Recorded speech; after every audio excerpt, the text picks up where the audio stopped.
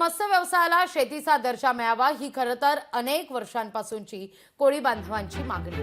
आता या मागणीची पूर्तता होत असल्यानं कोळी बांधवांमध्ये उत्साहाचं वातावरण आहे। यापुढे आता मत्स्य व्यवसायाला देखील कृषीचा दर्जा दिला जाणार आहे। राज्य सरकारनं घेतलेल्या निर्णयाचं कोळी बांधवांकडून स्वागत होत आहे। कोळी बांधवांनी थेट मुख्यमंत्री आणि बंदर विकास मंत्री नितेश राणे यांची भेट घेऊन त्यांचे आभार मानले।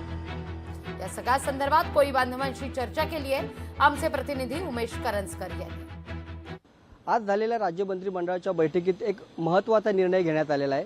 मत्स्य व्यवसाय याला कृषीचा दर्जा तो या बैठकीतून देण्यात आलेला आहे आणि हा निर्णय घेण्यात यावा यासाठी गेल्या अनेक वर्षापासून कोळी बांधव जे आहेत ते राज्य सरकारकडून मागणी करत होते। आज ते भेटायलाही आले होते, मुख्यमंत्र्यांचे त्यांनी आभार मानलेत। आपण त्यांच्याशी चर्चा करूया। शेतीचा दर्जा जो आहे आज तुमच्या व्यवसायाला मिळालेला आहे, त्यामुळे अनेक जे राज्य सरकारकडनं ज्या मदतीचा हात आहे तो तुम्हाला आता मिळू शकणार आहे। हा, तो जसं शेतकऱ्यांना दिलाय ना तसा कोळी बांधवांना भी भेटणार आहे। मत्स्य व्यवसायाला कृषीचा दर्जा दिलाय, त्याच्यामुळे आज आमच्या मासेमार बांधवांचे म्हणजे ज्या बाकीच्या काही गोष्टी होत्या, बाकी व्यावसायिक अडीअडचणी होत्या त्या दूर झालेल्या आहेत। देवेंद्र भाऊने आणि नितेश राणे साहेबांनी यांनी जो प्रयत्न केला तो ऐतिहासिक आहे। कारण की ऐतिहासिक याच्यासाठी आहे की आम्हाला सर्व कोळी बांधवांना जो दर्जा दिलाय तो एक म्हणजे मानाचं स्थान दिलेलं आहे। तुम्ही पण आज गेल्या होता, नितेश राणे असतील किंवा मुख्यमंत्री असतील यांना भेटले।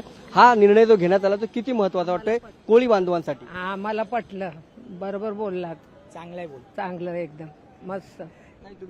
आम्हाला कोळी लोकांना जे सवलती दिल्याबद्दल त्यांचे आभार मानतो। आम्हाला खूप आनंद आहे आणि खरंच आम्ही रात्रंदिवस आम्ही शेतकरीच आहोत समुद्राचे आणि हा लाभ मला खूप अगोदरपासून मिळायला हवा होता आणि हा आज क्रांतिकारक निर्णय आहे, त्याच्यामुळे मी खूप खुश आहोत। खूप आनंद। धन्यवाद ताई आमच्याशी बोलल्याबद्दल। तर हा दर्जा जो आहे तो मिळवण्यासाठी गेल्या अनेक वर्षापासून आम्ही लढा देत होतो, मागणी करत होतो, मात्र आज राज्य सरकारने हा निर्णय घेतला, त्यांचे देखील धन्यवाद। आणि या निर्णयामुळे कोळी बांधवाला एक मोठी मदत मिळेल अशी देखील आशा या सगळ्यांनी व्यक्त केलेली आहे। कॅमेरामन निकेश सोबत उमेश करंजकर, लोकशाही मराठी, मुंबई।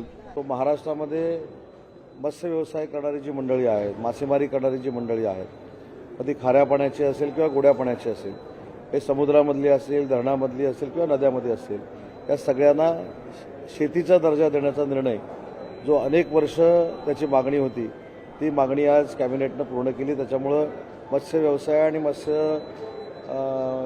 शेती करणाऱ्या लोकांना म्हणजे मासेमारी करणाऱ्या लोकांना हा फार मोठा दिलासा आज कॅबिनेटनं दिलेला आहे।